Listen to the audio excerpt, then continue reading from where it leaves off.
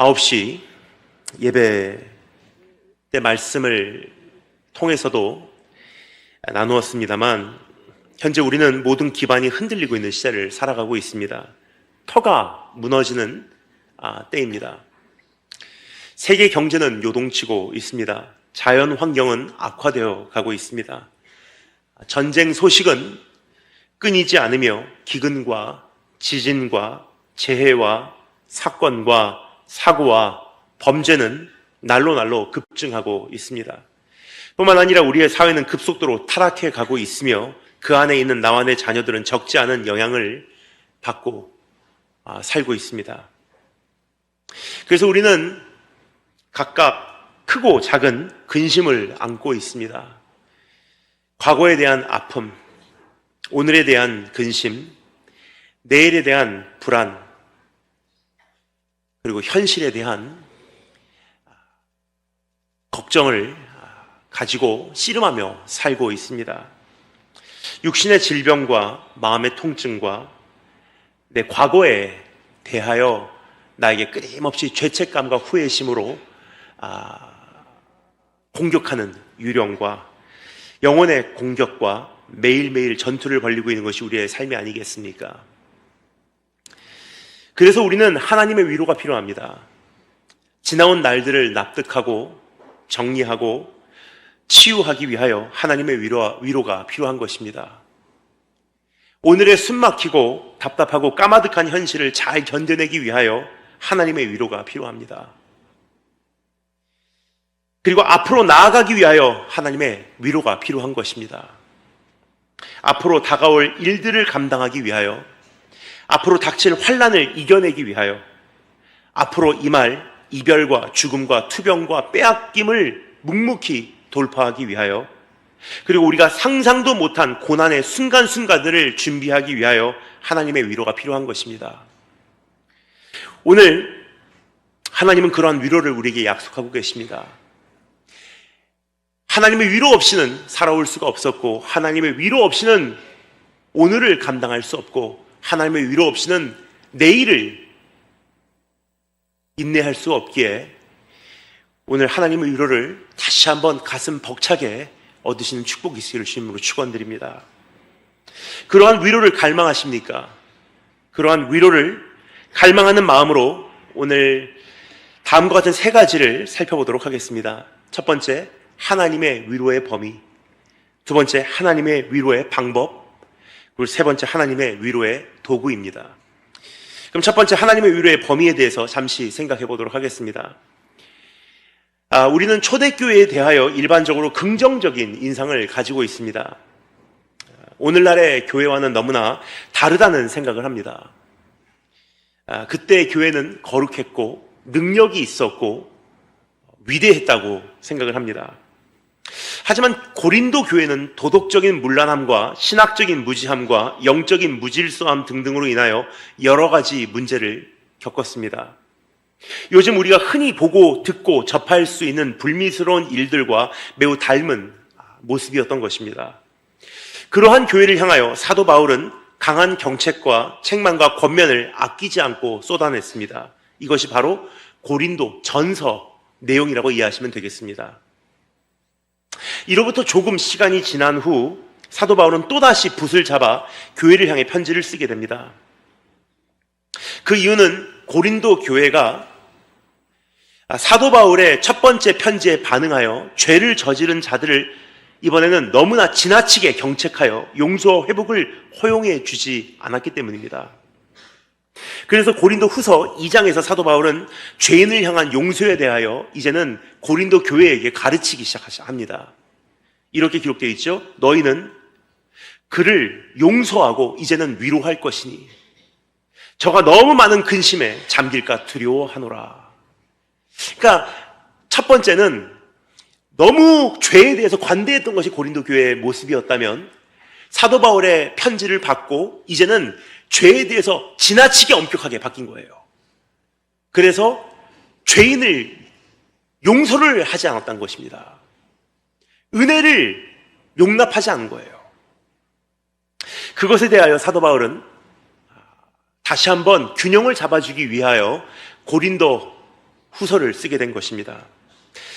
그리스도 안에 있는 새 언약을 아직 잘 이해하지 못한 1세기 크리스찬들에게 꼭 필요한 교훈이 아니었나 생각이 됩니다. 복음의 엄격한 도덕적 요구와 회개하고 돌아온 영혼을 향한 하나님의 무한한 용서가 온전한 균형을 이루게 하는 것, 이것이 고린도 전서와 고린도 후서의 내용이라고 이해하시면 되겠습니다. 그러므로 고린도 후서 3장에서는 사도 바울은 새 언약에 대해서 정리해주고 있는 것을 우리가 보게 됩니다. 이러한 목적으로 고린도 후서라는 편지를 띄우게 된 사도 바울은 다음과 같이 막을 엽니다. 1절 말씀 제가 읽겠습니다. 하나님의 뜻으로 말미암아 그리스도 예수의 사도된 바울과 및 형제 디모데는 고린도에 있는 하나님의 교회와 또는 온 아가야에 있는 모든 성도에게 라고 기록하고 있습니다. 우선 사도 바울이 자기 자신에 대하여 구체적으로 소개하는 부분에 우리는 시선이 끌립니다. 하나님의 뜻으로 말미암아 그리스도 예수의 사도된 바울이라고 자신을 소개하고 있죠. 이것은 베드로가 자신을 서신해서 소개하는 것과 너무나 대조됩니다. 베드로는 다음과 같이 자신을 소개하는 것을 우리가 볼 수가 있습니다. 예수 그리스도 사도 베드로는 누구누구에게 편지하노니, 예수 그리스도의 사도된 베드로는 누구누구에게 편지하노니 매우 간략해요. 자기에 대한 소개가 없습니다. 그냥 예수 그리스도의 사도된 베드로는 누구누구에게 편지하노니, 이게 사도 베드로가 보통 편지 쓸 때 사용했던 패턴이에요. 베드로는 자신에 대하여 변론하고 변호하고 자신의 사도로서의 정당성을 설명할 필요가 없었던 사람이기 때문입니다. 하지만 바울의 경우는 달랐습니다. 1세기 크리스찬들에게 있어서 바울은 예수 그리스도의 제자들의 원수요, 교회의 박해자였던 것입니다.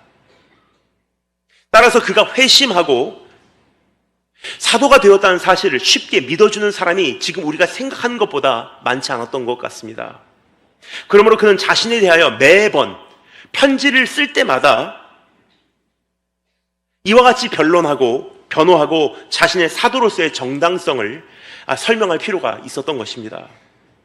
그리고 사도 바울의 고백을 잠시 묵상해 보면요, 참 은혜가 됩니다. 이렇게 고백하죠.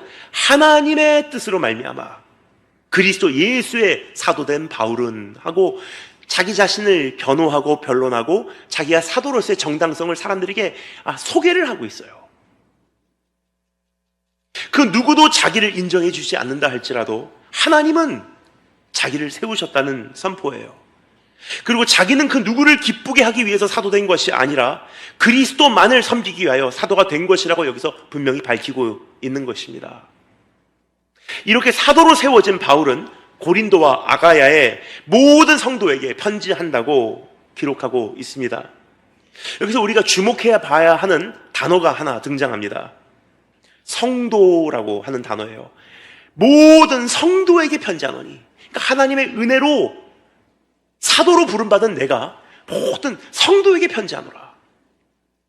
우리말로는 성도라고 기록이 되어 있는데 영어로는 to all the saints, 성인, 성자라고 표현이 되어 있어요. 정확한 번역입니다. 일반적으로 우리가 성자라고 하면 한평생을 거룩하게 살다가 죽은 인물들을 떠올립니다. 예를 들어 성 어거스틴과 같은 사람 말입니다. 그러나 사도 바울은 고린도 교회와 아가야의 크리스찬들을 향하여 성자라고 부르고 있습니다. 성인이라고 부르고 있는 것입니다. 근데 여러분 기억하십니까? 고린도 교회 성도들 어떤 사람들이었는지. 이들은 도덕적으로 문란하고 신학적으로 무지하고 영적으로 무질서해서 엄격하게 경책을 받았던 대상이었던 것을 기억하시는지요? 그런데 사도 바울은 이들을 향하여 saints, 신자, 성도, 성인이라고 부르고 있습니다. 어떻게 이게 말이 되는가? 그것은 이 편지를 통하여 나누고자 하는 내용 때문입니다. 너희는 새 언약 안에 있기 때문에 너희는 하나님 눈으로 바라볼 때 거룩한 하나님의 백성이다. 예수 그리스도 안에 있기 때문입니다. 하나님의 용서와 은혜와 위로의 수혜자이기 때문입니다. 그래서 고린도 후서를 한마디로 요약하면요, 이렇게 펼쳐진다고 생각하시면 되겠습니다. 은혜로 용서받은 죄인인 바울이 은혜로 용서받은 죄인들에게 편지하노니, 지금 사도 바울이 그렇게 말하고 있는 거예요. 그리스도의 은혜로 세워진 내가 그리스도의 은혜로 세워진 교회에게 편지하노니. 그러면서 사도 바울은 2절에서 이렇게 기록합니다. 하나님 우리 아버지와 주 예수 그리스도로 쫓아 은혜와 평강이 있기를 원하노라. 하나님의 위로를 전하고자 하는 것입니다. 하나님의 위로가 있기 때문에 너에게 평강이 있을 것이다. 하나님의 은혜로 말미암아 구원받은 너희 평강이 있기를 원한다. 그리고 너희는 하나님의 위로의 대상이다. 그럼 그가 교회와 성도에게 은혜와 평강을 전할 수 있었던 확실한 기반이 된 하나님의 위로는 도대체 무엇인가? 그가 전하고자 하는 이 하나님의 위로는 도대체 무엇이었는가? 잠시 살펴보겠습니다. 여기 보면 다음과 같이 기록하고 있습니다. 3절 말씀, 찬송하리로다. 그는 우리 주 예수 그리스도의 하나님이시요 자비의 아버지시요 모든 위로의 하나님이시며. 여기서 하나님은 모든 위로의 하나님이라고 소개하고 있죠. 모든 위로의 하나님, The God of all comforts. 어느 한 종류의 위로가 아닙니다. 어느 한 분야에 국한된 위로가 아니란 뜻입니다. 하나님의 위로는 범위가 무한한 위로라는 사실을 여기서 밝히고 있는 것입니다. 여러분, 사람을 사귀다 보면 사람마다 줄 수 있는 위로가 각각 다르고 도움이 다른 것을 우리가 볼 수가 있습니다. 그래서 우리가 어떤 특정 상황에 처하게 되면 그 상황에 의해서 생각나는 사람들이 있어요. 이런 상황에는 그 사람에게 내가 한번 대화를 해보고 싶다. 그럼 그 사람이 나에게 주는 위로가 있지 않을까? 모든 상황에 똑같은 사람에게 달려가서 위로를 바라는 것이 아니라 각각 상황마다 우리에게 사람이 주는 위로가 다르기 때문이에요. 그런데 주님은 모든 위로의 하나님이라고 합니다. 모든 위로에 능한 분이란 뜻이에요.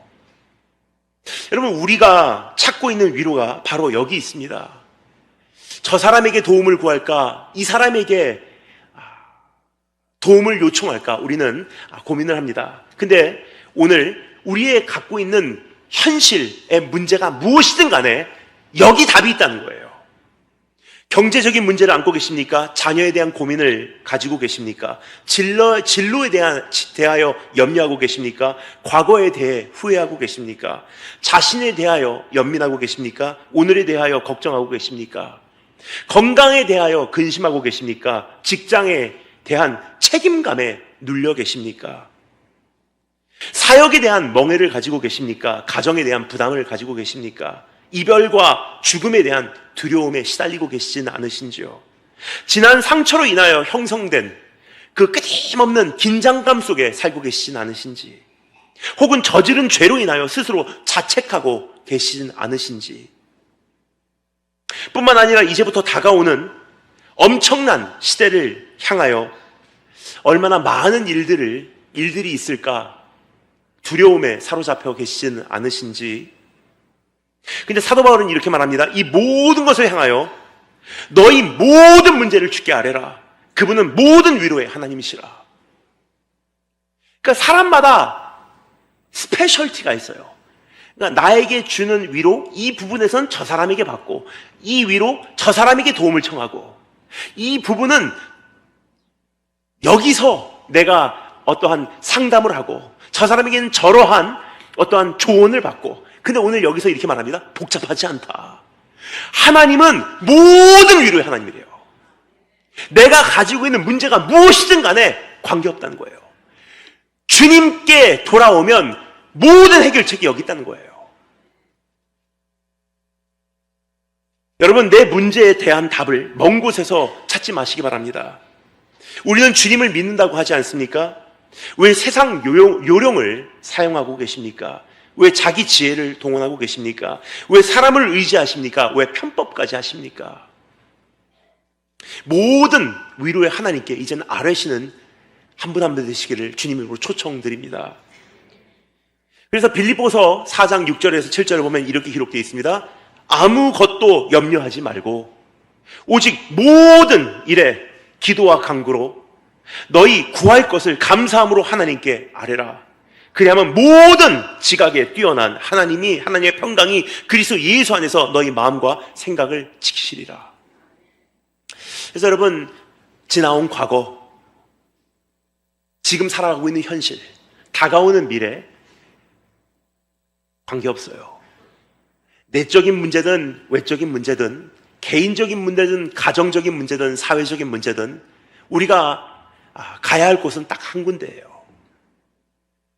모든 위로의 하나님 앞에 우리가 서슴없이 다 아뢰시는 축복이 있으기를 주님의 이름으로 축원드립니다.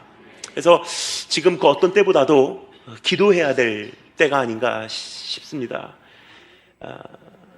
목사님과 대화하다가 지난번에 오신 우크라이나 선교사님에 대한 이야기를 전해 듣고 참 저는 은혜가 되었습니다. 한국교회의 기도가 부족하다고 하셨죠. 정말 그런 것 같아요. 수년 전만 해도 기도원에 앉을 자리가 없이 꽉꽉 메워졌던 때가 있었던 것을 저는 확실하게 기억합니다. 근데 코로나가 끝나고 기도원을 다시 찾으니 이제 텅 비었더라고요. 얼마 전에만 해도 연말 새해만 되면 할머니, 할아버지, 엄마, 아빠, 이모, 삼촌, 형, 누나, 동생까지 함께 한 가족이 기도원으로 들어가서 3박 4일 동안 단식을 하든 금식을 하든 하나님께 우리 가정을 위탁하고 1년에 이제부터 다가오는 모든 일들을 주님 앞에서 준비하는 때를 가졌던 것 같습니다. 근데 그런 모습이 이제는 없는 것 같아요. 연말, 신년을 맞이하여 해외여행을 가는 때가 되어버렸어요. 이제 우리는 한번 스스로 돌아보기를 원합니다. 내가 무슨 배짱으로 이 한 해를 살아가려고 하는가? 내가 무슨 배짱으로 다가오는 시대를 맞이하고자 하는가? 내가 무슨 배짱으로 내 자녀를 양육하려고 하는가? 참 무서운 시대 아닙니까? 그래서 오늘 하나님 앞에서 우리가 한 가지 결단하기를 원합니다. 하나님, 이제는 어떠한 내 수단과 방법을 동원하는 것이 아니고 내 지혜와 경험을 사용하는 것이 아니라 내가 하나님 앞에서 승부하겠습니다. 왜요? 하나님은 모든 위로의 하나님. 그러니까 하나님의 위로의 범위는요, 무한계라는 거예요. 하나님께서 우리를 도우실 수 있는 도우실 수 없는, 위로하실 수 없는 영역이 없다는 뜻이에요. 주제가 없다는 뜻입니다. 우리가 찾는 모든 질문에 답이 바로 여기 있다는 것입니다. 그래서 이번 수련회를 통해서 우리가 하나 되어 다시 한번 주님 앞에 무릎으로 나오신 축복이 있기를 주님으로 축원드립니다. 자, 그럼 하나님의 위로의 형태는 구체적으로 어떠한 것인지 잠시 소개드리도록 하겠습니다. 하나님은 우리를 어떻게 위로하시는가? 하나님의 위로의 방법입니다.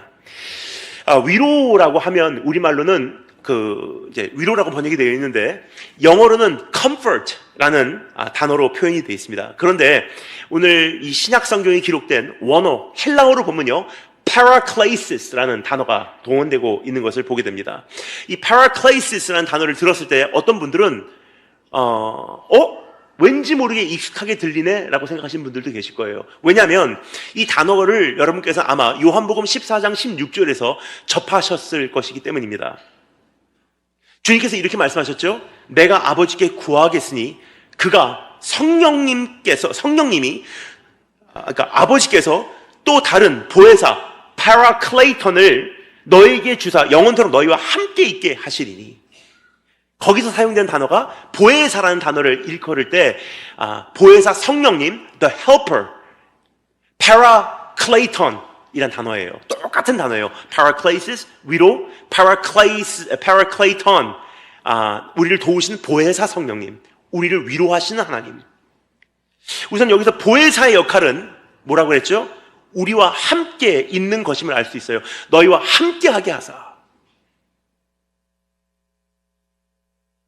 내가 아버지께 구하겠으니 그가 또 다른 보혜사를 너에게 주사 영원토록 너희와 함께 있게 하시니. 그러니까 성령님의 역할은 무엇이냐? 우리를 어떻게 도우시냐? 우리와 함께 있음으로 우리를 도우신다는 거예요.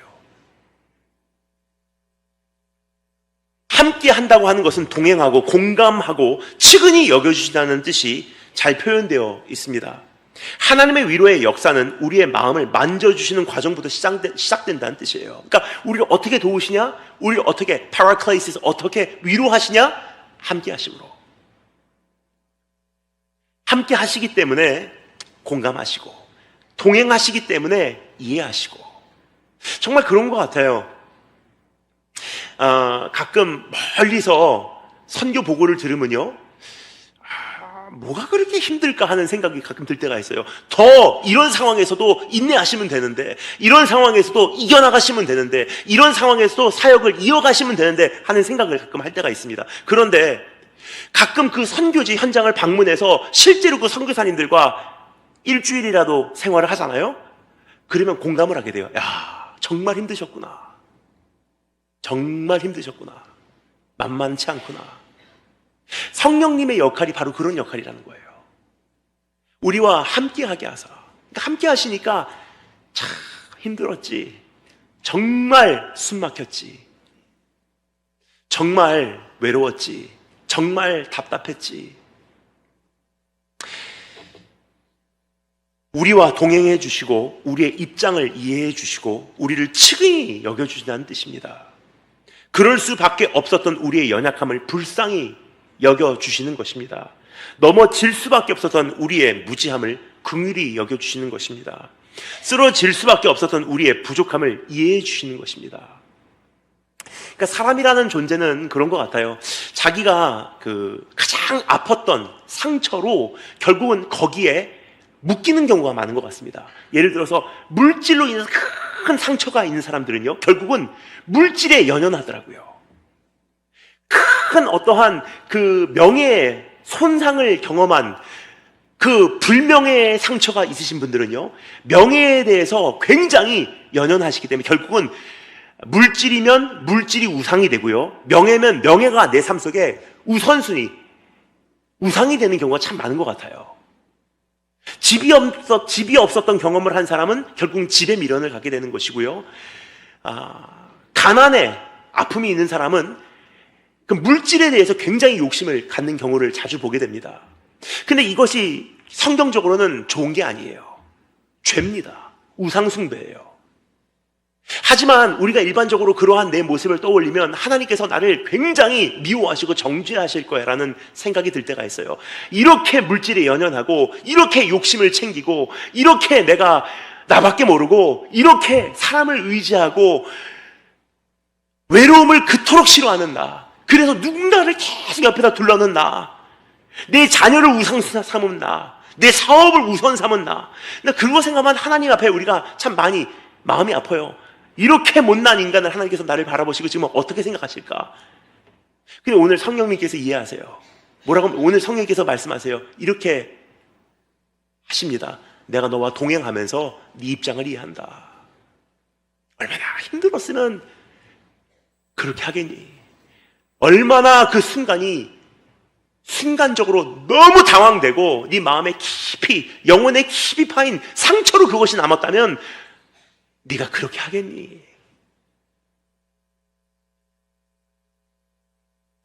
넘어질 수밖에 없었던, 쓰러질 수밖에 없었던, 그렇게 할 수밖에 없었던 우리를 이해하시고 우리의 그 상처를 공감하신다는 뜻이에요.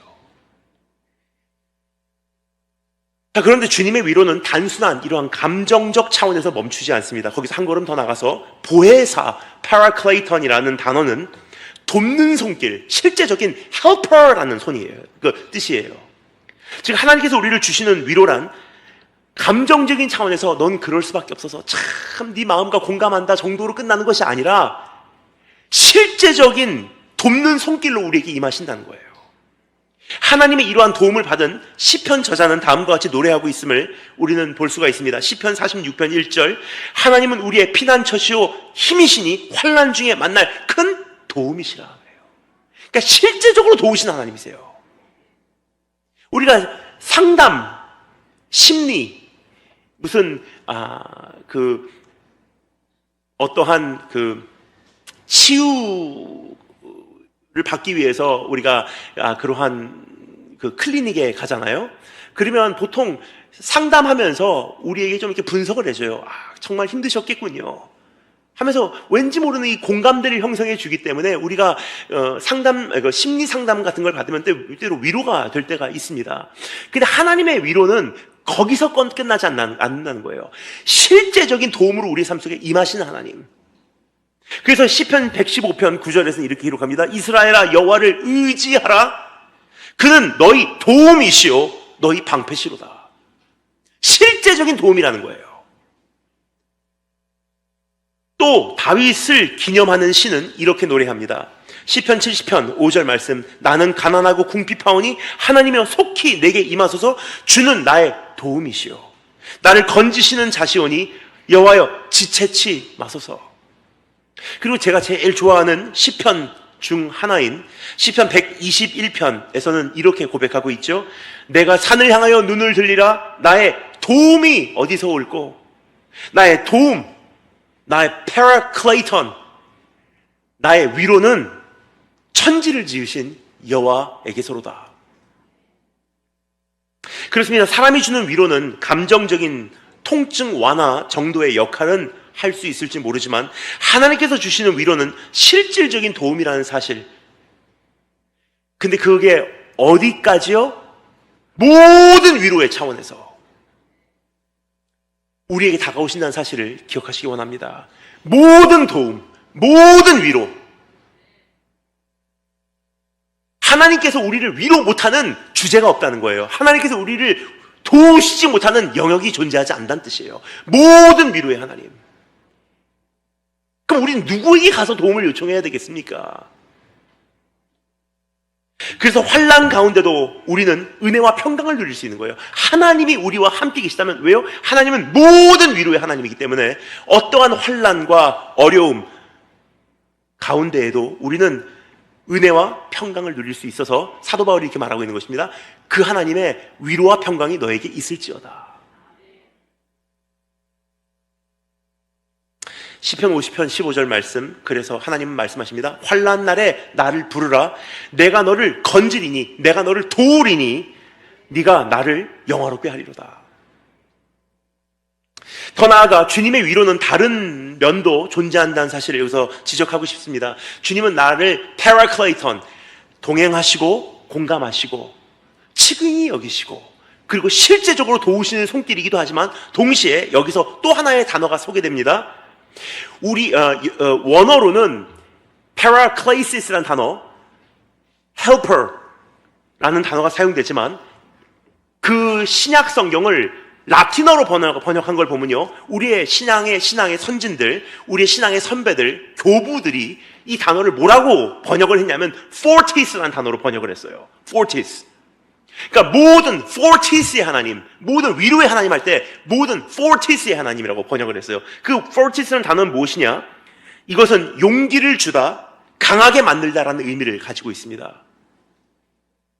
즉 하나님께서 우리에게 주시는 위로는 단순히 감정적으로 통증을 완화하고 실제적인 도움을 가져다 주시는 차원으로 끝나는 것이 아니라 우리에게 용기와 담대함을 불어 넣어주는 하나님의 손길이라는 뜻이에요.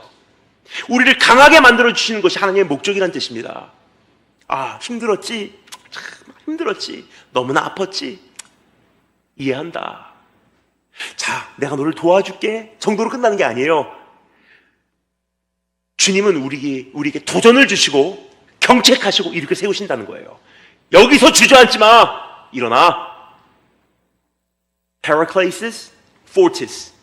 이게 그 아름다운 하나님의 위로의 양면성이에요. 사람에게는 이러한 양면성이 필요합니다. 따뜻함과 엄격함의 균형이 필요한 것입니다. 은혜와 채찍이 둘 다 필요한 것입니다. 그래야 바로 설 수 있기 때문이에요. 우리에 대하여 너무나 잘 아시는 아버지 하나님께서는 우리를 이렇게 대하고 계신 것입니다. 너는 그렇게 할 수밖에 없었지? 다 안다. 잘한다. 이해한다. 공감한다. 참 힘들었겠구나. 네 나름대로 참 외로웠겠구나. 네 나름대로 참 숨막히는 그 과정 참 잘 견뎠다. 참 잘했다. 자랑스럽다. 그런데 이제는 일어나야지. 이제는 정리해야지. 이제는 앞으로 나가야지. 언제까지 이대로 있을 수는 없지 않느냐. 또 한 번의 성장을 위하여 일어나라. 또 한 번의 성화를 위하여 달려가자. 이제 마지막 경주의 완주를 위하여 힘을 내자, 용기를 내어라, 담대하라, 주저앉은 자리에서 이제 일어나라. 언제까지 주저앉아 있느냐? 언제까지 쉬려고 하느냐? 언제까지 낭망하려고 하느냐? 다시 일어날 때다. 다시 시작할 때다. 이것이 fortis라는 단어예요. 그러니까 하나님께서 우리에게 다가오시는 방법, 힘들었지. 하지만 때로는 채찍으로 때리세요. 일어나. 용기를 불어넣어주다. 담대함을 불어넣어주다. 이러한 밸런스가 하나님의 모든 위로 안에 내포되어 있는 것입니다. 이것이야말로 그리스도 예수 안에 있는 새 언약의 소유자들만이 누릴 수 있는 특권이에요. 죄인, 이젠 용서해라. 하지만 죄를 저질렀어? 엄격하게 경책하는 거예요. 하지만 경책한 후에 어마어마한 위로와 용서가 있어요. 이게 하나님의 은혜예요. 그것이 고린도 전서와 고린도 후서의 내용의 밸런스예요. 오늘 그러한 그 하나님의 손길이 우리 안에 다시 한번 이 더듬어지고 지나온 날들 한번 돌아보시기 바랍니다. 위로만 있어도 사람이 바로 서지 못하더라고요. 근데 경책만 있어도 사람이 바로 서지 못하더라고요. 제가 가만히 생각해 보면 그 고등학교 시절에 제 코치 생각이 납니다. 제가 중학교 1학년부터 고3까지 약 6년간 저희 학교 농구부에서 뛰었습니다. 제 포지션이 파워 포워드였었어요. 비록 그 남들보다 농구 선수들만큼 키가 크진 않지만 제 몸집으로 싸우는 역할이었습니다. 그래서 골대 밑에서 계속 리바운드를 잡는, 공이 슛이 안 들어가고 튕겨 나왔을 때 그 골을 잡아서 다시 한번 밖으로 패스해서 또 한 번의 기회를 우리 팀에게 이렇게 열어줄 수 있는 그 역할이 바로 제 포지션이었습니다. 그런데 골대 밑에서 제가 그 리바운드를 잡는 역할이었기 때문에 공이 튕겨 나올 때마다 공을 서로 잡으려고, 상대방 팀도 그 공 잡아야 되고 저도 잡아야 되기 때문에 얼마나 몸싸움이 심했는지. 그래서 제 몸에 한동안 성한 곳이 없었습니다. 무릎도 나가고 발목도 부러지고 코뼈도 나가고 이빨도 나갔습니다. 그러니까 이건 농구인지 미식축구인지 분간이 안 가더라고요. 몸싸움이 얼마나 심했는지. 그러니까 때로는 너무 힘드니까 주저앉을 때가 있어요. 이제는 더 이상 못하겠다.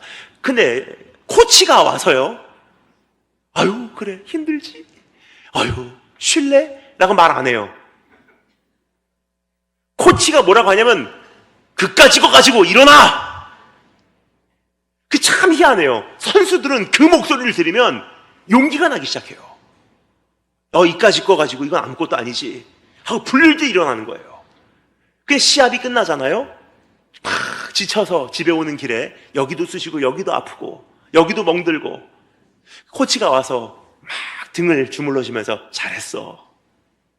그러면 사람이 다음엔 더 열심히 해야지 하는 생각이 들더라고요. 우리라는 존재가 바로 그런 존재예요. 근데 우리를 창조하신 하나님께서 우리를 잘 알고 계세요. 힘들었지. 그러나 언제까지 그 죄 안에 머물러서는 안 돼. 이제는 정리하고 포스트 코로나 새로운 시대를 맞이하자. 언제까지 쉬느냐? 언제까지 낙담하고 있느냐? 이해는 해. 근데 이젠 정리하자, 그거.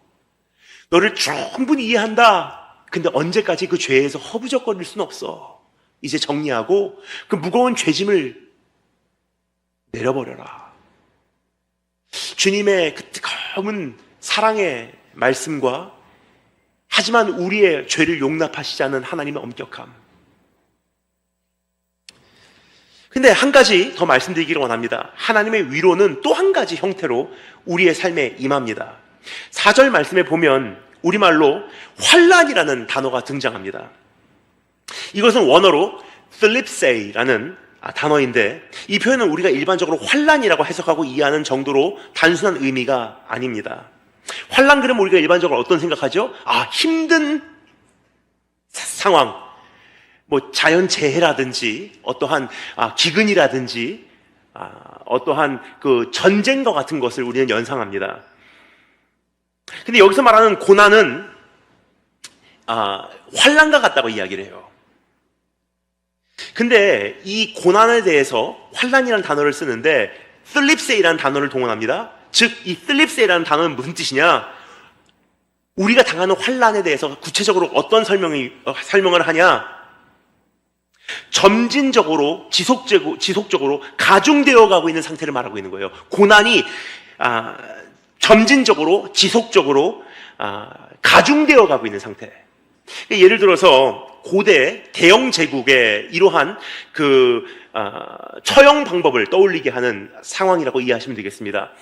고대 시대에 영국에서 한 죄수를 어떻게 처형했냐? 당시 사형당하게 되는 죄수를 땅에 눕혀놓고 무거운 돌덩어리를 하나씩 그의 몸 위에 얹어서 그 중량에 눌려 익사할 때까지 쌓아 올렸던 거예요. 상상만 해도 끔찍하죠? 내가 이제 사형 선고를 받게 되면요, 지금 우리 같으면 가스실에 넣는다든지 뭐 이렇게 주사를 넣는다든지 뭐 여러 가지 있겠죠? 뭐 한국은 또 다른 방법이 있겠지만, 지금 사형이 없어진 지 오래됐긴 하지만, 근데 고대 시대 영국 사람들 생각하면 굉장히 잔인한 것 같아요. 사람을 땅에다 눕혀놓고요, 그 사람 뭐 가슴에다가 꽉 묶어놓은 상태로 가슴에다가 돌덩어리 하나 얹어놓고, 배에다가 무거운 돌덩어리 하나 얹어놓고, 계속 점진적으로 지속적으로 돌덩어리를 하나씩 얹어가는 거예요. 그럼 어떻게 되죠? 결국은 너무너무 무겁게 돼서 익사당해 버리는 거예요. 터지는 거예요. 이 단어 슬립세이라는 단어가 전하고자 하는 뉘앙스가 바로 그러한 그림입니다. 점진적으로 지속적으로 가중되어 가고 있는 고통, 통증, 고난, 환난인 거예요. 이것에 대하여 4절에서는 다음과 같이 기록하고 있습니다. 우리는 모든 슬립세이, 모든 환난 중에서 우리를 위로하사, 우리로 하여금 하나님께 받는 위로로서 모든 환난 중에 있는 자들을 능히 위로하게 하시는 이시로다. 여러분, 우리의 삶의 고난은, 우리의 삶에 임하는 고난, 고통, 아픔, 문제라는 것이 그냥 단번에 임하는 게 아니더라고요. 점진적으로, 지속적으로 가중되어 가고 있어요, 지금. 살아가면서 참 이게 정말 피부로 느껴지는 것 같아요. 옛날 생각하면 사실 굉장히 행복했어요. 근데 세월이 지나가면서 더 행복해질 줄 알았는데, 가면 갈수록 책임도 가중되어 가고, 멍해도 많아지고, 살아간 세월이, 지나온 세월이 길면 길수록 돌아보면 내 안에 쌓여가는 후회도 많고, 죄책감도 많고, 수치스러운 순간들, 생각하기 싫은 것도 많고, 내일에 대한 부담은 더 많아져요. 그러니까 우리의 삶에 있는 이 엄청난 고통과 고난과 아픔과 문제와, 우리 지금 환난도 그렇지 않습니까? 가면 갈수록 태산이에요, 지금. 10년 전보다 지금 더 살기 좋습니까? 아니에요. 모든 것이 더 발달되고 편리해졌는지는 몰라도요, 사실 우리의 정신 상태를 가만히 들여다보잖아요. 스트레스는 이전보다 훨씬 많아요. 왜 그렇습니까? 슬립세이. 시간이 가면 갈수록, 역사의 세월이 흘러가면 흘러갈수록 우리 안에 이 점진적으로 지속적으로 계속 이 고통과 고난과 아픔과 문제와 환난이 가중되어 가고 있어요, 이게. 그런데 오늘 이 말씀에서 우리에게 이렇게 말합니다. 하나님께서 주시는 위로가 뭔지 아느냐? 그 가중되어 가는 이 짐을 대신 지어주는 거래요. 우리의 모든 환난 중에서 우리를 위로하사, 즉 계속 짐이 무거워지는데 하나님이 우리를 어떻게 위로하시냐? 대신 짊어주신다는 거예요. 더 이상 무겁지 않게 하신다는 거예요. 여러분, 이거야말로 나이를 역류하는 역사가 아닌가 생각이 돼요. 뭐냐? 세월이 가면 갈수록 점점 고민하는 게 많아지는데, 후회하는 게 많아지는데, 세월이 지나면서 나이가 들면서 오히려 예수 안에 있는 우리는 내일에 대한 근심이 점점 덜해지고, 욕심도 덜해지고, 지나온 날들의 후회심은 씻어서 없어져 버리고, 가면 갈수록 몸이 가벼워진다는 뜻이에요. 이것이 크리스찬의 특권입니다. 우리의 짐을 가볍게 하신다는 뜻입니다. 대신 짊어 주신다는 뜻입니다. 현재 우리를 짓누르고 있는 산더미와 같은 고난을 헤쳐나가게 해 주신다는 뜻입니다. 이것이 하나님의 위로예요. 마태복음 11장 28절부터 30절에서 그래서 예수님께서 직접 우리를 이렇게 초청하지 않으셨습니까? 수고하고 무거운 짐진 자들아 다 내게로 오라. 내가 너희를 쉬게 하리라. 나는 마음이 온유하고 겸손하니 나의 멍에를 메고 나에게 배우라. 그리하면 너희 마음이 쉼을 얻으리니 이는 내 멍에는 쉽고 내 짐은 가벼움이라. 하나님의 위로 참 아름답죠? 공감해 주시고 우리를 측은히 여겨주시고 이해해 주시고 우리의 상황을 완전히 알아주세요. 왜 그토록 연연하는지, 왜 그토록 거기에 묶여 있는지, 왜 그토록 그 죄를 뛰어넘지 못하는지 충분히 알아주신 하나님이세요. 그리고 거기서 헤쳐나올 수 있는 힘도 주시고 도전 주시고 경책하시고 채찍질하시고 우리에게 용기와 담대함을 불어넣어 주시고 그리고 그 짐을 대신 짊어주신다는 거예요. 이게 모든 위로의 하나님이 우리의 삶에 다가오셔서 우리를 대하시는 손길입니다. 그 손길을 갈망하십니까? 그러면 오늘 조금 전에 말씀드렸듯이 그 위로의 하나님의 위로를 우리가 갈망하며 모든 염려를 주님께 맡기시는 우리 한 분 한 분 되시길 주님으로 축원드립니다. 자, 그럼 마지막으로 주님께서 우리를 위로하시기 위하여 주로 사용하시는 그 위로의 도구에 대하여 잠시 살펴보도록 하겠습니다. 하나님의 위로의 도구. 하나님께 사용하시는 위로의 도구에 대하여 4절 말씀은 다음과 같이 소개하고 있습니다. 우리의 모든 환난 중에서 우리를 위로하사 뭐라고요? 우리로 하여금 하나님께 받은 위로로서 모든 환난 중에 있는 다른 사람들을 능히 위로하게 하시는도다. 여기 보면 다음과 같이 사도 바울은 정리해주고 있습니다. 하나님께 받은 위로로서 모든 환난 중에 있는 자들을 능히 위로하게 하시는 이시로다.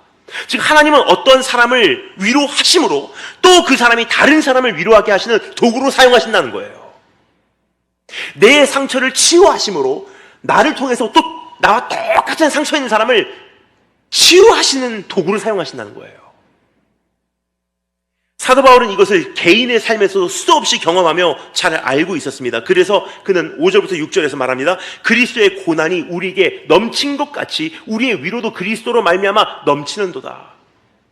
우리가 환난 받는 것도 너희의 위로와 구원을 위함이요 혹 위로받는 것도 너희의 위로를 위함이니 이 위로가 너희 속에서 역사하여 우리가 받은 것 같은 고난을 너희도 견디게 하리라. 무슨 뜻이냐? 사도 바울의 삶을 가만히 자신이 묵상해 보니까 예수 그리스도의 고난에 본인이 동참함으로 고난을 받으니까 오히려 자기가 더 경건해지고 더 하나님 의지하고 영적으로 날카로워지니까 누가 도움을 받냐? 나를 통해서 사역을 받는 그 사역의 대상인 교회들이 유익한 거예요. 그러니까 나는 하나님께 연단되고 내가 하나님께 받은 위로를 그 위로를 전하니까 교회가 위로를 받게 된다는 거예요. 그러니까 사도 바울이 생각할 때 이게 참 기가 막힌 진리다. 내가 받는 고난이 나로 끝나는 것이 아니라 내가 받는 위로가 여기서 끝나는 것이 아니라 나를 통해서 참 많은 사람들에게 위로를 주고 있구나. 사도 바울의 논리는 다음과 같습니다. 그가 예수 그리스도의 고난에 동참하였으니 그는 예수 그리스도의 위로에도 동참할 수가 있었다. 이로 인하여 그는 고린도와 아가야의 성도들을 더 잘 섬길 수가 있는 훌륭한 사역자로 준비될 수가 있었다. 하나님을 더 깊이 만날 수 있었고 복음을 더 깊이 체험할 수 있었고 그 나라의 더 크고 비밀한 것들을 깨달을 수 있었기 때문이다. 따라서 자신이 고난받는 것도 위로받는 것도 모두 사랑하는 성도들을 위한 것이라 라고 지금 말하고 있는 거예요. 여러분, 이것이 하나님께서 일하시는 방법이에요. 절대로 무의미한 고난은 우리 삶 속에 없는 것입니다. 오늘 우리의 눈물은 오늘 우리가 홀로 조용히 흘리는 눈물은 내일 그 누군가를 위로할 눈물이 되는 것입니다. 오늘 우리의 아픔은 내일 그들을 싸매어줄 도구가 되는 것입니다. 오늘 우리의 밤을 지새우는 근심은 내일 그 누군가에게 소망을 선포할 나팔이 되는 것입니다. 오늘 우리의 가슴 시리는 고독함은 내일 그 누군가를 예수로 채울 손길이 되는 것입니다. 그리고 오늘 우리의 가난함은 내일 누군가의 궁핍함을 위로할 능력이 되는 것입니다. 그래서 저는 오늘 여러분께 몇 가지 부탁을 드리며 말씀을 이제 정리하고 싶습니다. 첫째로 오늘의 고난으로 인하여 여러분 침몰되지 마시고 하나님의 위로를 기대하시기 바랍니다. 내가 오늘 현실을 보고 내일을 바라보니까 참 이게 근심이 돼요. 오늘 특별히 오전 예배 9시 예배 들으신 분들은 제가 처음에 나눈 이 몇 가지를 들으시고 충격을 받으시고 근심하신 분들도 계실 거예요. 이제는 정말 끝이구나. 희망이 없구나. 그냥 죽어야 하나. 그렇게 근심하신 분들 계실 거예요. 근데 여러분 기억하시기 바랍니다. 모든 위로의 하나님은 우리와 함께 계세요. 주님께서 말씀하시지 않았습니까? 볼지어다 세상 끝날까지 내가 너희와 함께하리라. 그러니까 상황이 어떻게 변하는지 별로 중요하지 않다는 거예요. 그 상황에 맞게, 그 시대에 맞게 도우신 하나님의 손길은 우리와 동행하신다는 것입니다. 하나님은 우리를 세상 끝날까지 위로하신다고 말씀하십니다. 우리의 모든 환난 중에서 우리를 위로하사 우리로 하여금 하나님께 받은 위로로서 모든 환난 중에 있는 자들을 능히 위로하게 하시는 하나님이시라. 모든 위로의 하나님. 그래서 오늘 어떠한 고난과 고통과 다가오는 환난으로 인해서 근심과 걱정 가운데 푹 침몰되지 마시고 오늘 여기서 위로를 받고 일어나시는 축복이시기를 주님으로 축원드립니다. 두 번째로 하나님께서 오늘 나에게 위로로 보내신 사람들을 알아보시기 바라요. 그러니까 하나님이 누군가를 위로한 다음에 그 사람을 통해서 하나님은 나를 위로하시기 위해서 그 사람을 보내시는 경우가 참 많아요. 그러니까 하나님은 사람을 통해서 위로하시는 분이세요. 그러니까 오늘 내가 겪는 고난도 언제가 남을 위한 위로의 도구인 거예요. 그와 똑같이 오늘 나에게 하나님께서 위로를 주실 때는 어떤 음성과 꿈과 계시보다도 굉장히 많은 경우 하나님께서 사람을 통해서 나에게 위로로 다가오셨더라고요. 이미 하나님의 손길은 멀리 있지 않습니다. 너무나 많은 경우 어떠한 신비적인 형태가 아니라 인격적인 모습으로 우리의 삶에 이미 와 계십니다. 주님께서 보내신 사람으로 우리의 삶에 이미 와 있는 것입니다. 그래서 가만히 돌아보면요, 코로나 이 3년, 지난 코로나 3년 여러분 어떻게 지내셨습니까? 저 궁금하지 않으셨어요? 어떻게 살아있나 죽어있나?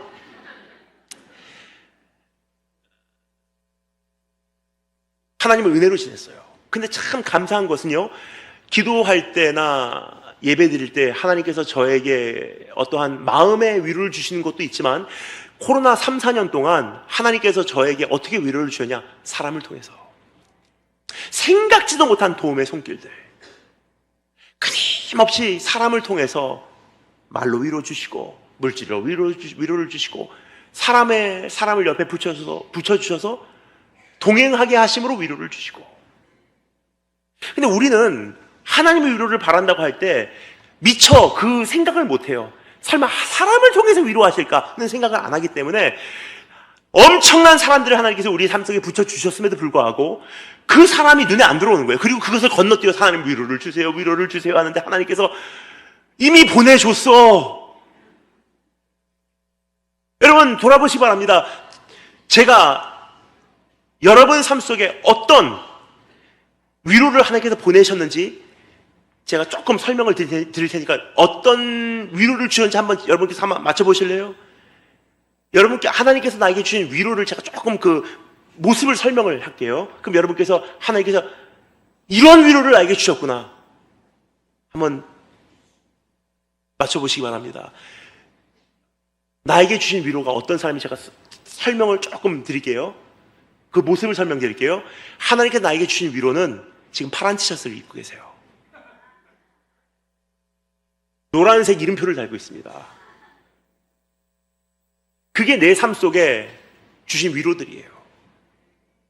근데 우리는 여전히 하나님 나에게 위로를 주세요 하면서 무슨 음성으로 주시지 않을까, 무슨 어떠한 환상으로 주시지 않을까 꿈을 꾸는데, 하나님이 주시는 위로는 그런 신비주의적인 것보다도 굉장히 많은 경우 실제적인 인격체를 우리에게 이미 심어놓으셨어요. 나와 함께한 자들. 이런 그 비유를 옛날에 미국에서 들은 적이 있습니다. 우리 다 들어본 적이 있으실 거예요. 이번에도 한국에 홍수가 참 심했는데 이런 비유를 제가 들은 적이 있습니다. 홍수가 났습니다. 집이 다 침몰됐어요. 지붕만 남은 거예요. 그래서 어떤 사람이 지붕 위에 올라가서 하나님께 기도합니다. 하나님, 나에게 도움을 주세요. 나를 살려주세요. 하늘을 향해서 외치기 시작합니다. 하나님 살아계시다면 나에게 도움을 주세요. 기도하는데 막 쥐야 부르짖고 기도하는데 거기서 갑자기 사람 소리가 들려요. 저기요. 눈을 뜨고 보니까 어떤 사람이 모터보트를 타고 와서 빨리 또 올라타세요. 근데 이 사람이 그 사람한테 이야기를 합니다. 지금 기도하는데 방해하지 마세요. 하나님, 나에게 도움을 주세요. 한참을 더 기도하는데 하나님께 또 어떤 사람이 부르는 거예요. 저기요, 이제 곧 침몰됩니다. 제발 빨리 올라타세요. 그런데 지금 하나님께서 나에게 도움을 보내실 때까지 난 여기서 지킬 것입니다. 가세요 하고 막 주야 외치고 기도하고 있어요. 또 기도하는데 이번에 어떤 사람이 또 부릅니다. 저기요, 이제 진짜 끝이 왔어요. 올라타세요. 그런데 이 사람이 화를 내요. 정말 하나님께서 나에게 위로를 주실 때까지, 하나님께서 나에게 도움을 주실 때까지 난 여기서 움직이지 않을 것입니다. 하나님의 그 도심의 손길을 난 경험할 것입니다 하고 쥐야 외치다가 결국은 침몰돼서 죽었어요. 그 사람이 눈을 뜨니까 천국이에요. 근데 천국 가자마자 그 사람이 하나님께 따졌어요. 하나님, 내가 그토록 하나님께 도움을 바라고 기도했건만 왜 나에게 도움을 주지 않았습니까? 하나님께서 너무나 당황하시며 그에게 말씀하신 내용, 모타보트 3대 보냈어. 하나님께서 우리에게 다가오실 때 우리는 굉장히 비현실적인 걸 굉장히 많이 생각해요. 물론 그렇게 역사하실 때도 굉장히 많습니다. 하지만 일반적으로 이미 우리 삶 속에 어떻게 와 계시냐? 사람을 통해서. 그래서 이번에 우리가 이 말씀을 통해서 다시 한번 내 삶 속에 이미 주신 위로들, 그것을 눈을 열고 한번 찾아보세요. 아, 코로나 사면 이 사람 때문에 견뎠었구나. 내 인생 정말 죽을 뻔했는데 이분 때문에 내가 그래도 그나마 이 모습으로 내가 하나님 앞에 서 있구나. 그 사업에서 완전히 좌절할 뻔했는데 하나님께서 보내신 사람이 있었구나. 그것을 보는 게 하나님의 위로를 발견하는 기회예요. 그 위로를 발견하는 것이 은혜의 감격의 회복이에요. 하나님께서 계셨구나. 하나님께서 저기 계신 줄 알고 왜 나를 찾아오시지 않으신가 했더니 그때 발견하는 순간 깨닫게 되는 것, 고백하게 되는 것은 무엇입니까? 하나님께서 여기 계셨건을 난 알지 못하였도다. 세 번째, 마지막으로 여러분께 도전드립니다. 하나님의 위로를 경험하신 적이 있으시다면 이제는 언제까지나 주저앉아 계시지 마시고 이제는 일어나셔서 다른 이들을 위로하러 나가시기 바랍니다. 이 포스트 코로나 시대에 우리가 하나 되어 할 일이 하나 있어요. 인천 지역에 굉장히 힘드신 분들이 많아요. 사기당하신 분들, 독거, 노인, 할머니, 할아버지들, 연탄 한 장 없어서 다가오는 이 겨울 어떻게 나실지 저는 참 가슴 아파요. 이번 폭염 어떻게 감당하고 계신가? 저는 현재 인천 송도에 살고 있습니다. 송도에 살다가 정말 가슴 답답하고 억울할 때가 있어요. 왜냐? 송도라고 하는 지역은요, 버블이에요. 비현실적인 거품입니다. 그래서 송도에 살다 보면은 송도 밖에 있는 사람들이 어떻게 사는지 잘 안 보일 때가 있어요. 그래서 가끔 너무나 답답해서 인천시청을 비롯해서 구청들에게 찾아가서 정말 힘들게 살고 계신 할머니, 할아버지 명단 좀 달라고 제가 돕고 싶어서 안 주더라고요. 왜냐? 개인 정보기 때문에 그것을 내보낼 수 없다는 거예요. 그래서 할 수 없이 가장 그래도 믿을 만한 고아원부터 섬겨야 되겠다 해서 고아원 찾아가서 내가 해드릴 것이 있습니까? 근데 지금 제 마음의 소원은 여전히 변하지 않았어요. 어떻게 하면 쌀가만이라도 갖다 드릴 수 있을까? 어떻게 하면 연탄 한 장이라도 갖다 드릴 수 있을까? 이 폭염 때 어떻게 견디시나? 그리고 집에서 나오지 않는 젊은 청년들이, 그래서 혼자서 죽는 사람들이 얼마나 많은지 여러분 알고 계시지 않습니까? 우리 주변에 보면요, 얼마나 많은 사람들이 우리를 기다리고 있는지 모르겠어요. 이것이 포스트 코로나 시대에 이제 굉장히 악화된 이 상황 속에서 교회가 해야 될 일이 더 많아졌다는 거예요, 이제. 이것이 주님의 뜻입니다. 주님의 뜻을 궁금해 하십니까? 주님의 뜻은 복잡하지 않습니다. 모든 위로의 하나님을 내가 경험하고 그 환난의 짐을 주님께서 대신 지셨으니 우리를 위로하시면 뭐라고요? 우리로 하여금 다른 사람에게 위로를 주게 하심이라. 주님은 우리를 통하여 수많은 이들을 위로하기를 원하시고 계십니다. 깨진 가정, 상처난 영혼, 버림받은 아이들, 불안에 떨고 있는 사람들, 용서받을 수 없다고 자책하고 있는 심령들, 불면증에 시달리고 있는 젊은이들, 꿈이 사라진 청소년들, 꿈을 접은 가정들, 자녀를 잃은 부모들, 질병을 앓는 육체들, 이 모두 우리가 찾아가야 될 위로의 대상들이에요. 그들의 마음을 만져주고 실제적인 도움의 손길이 되어지고 용기와 담대함을 그들에게 불어넣어 그들을 우뚝 세워주고 무거운 짐을 함께 짊어주어 주는 것, 이것이 주님께서 우리를 대하신 위로의 손길이었고, 이제 우리에게 그것을 맡기신다는 것을 기억하시고, 이제 포스트 코로나 이 시대에 여러분께서 그러한 주님의 위로의 도구가 되시기를 주님의 이름으로 축원드립니다. 다 같이 고개 숙여주시면 감사하겠습니다.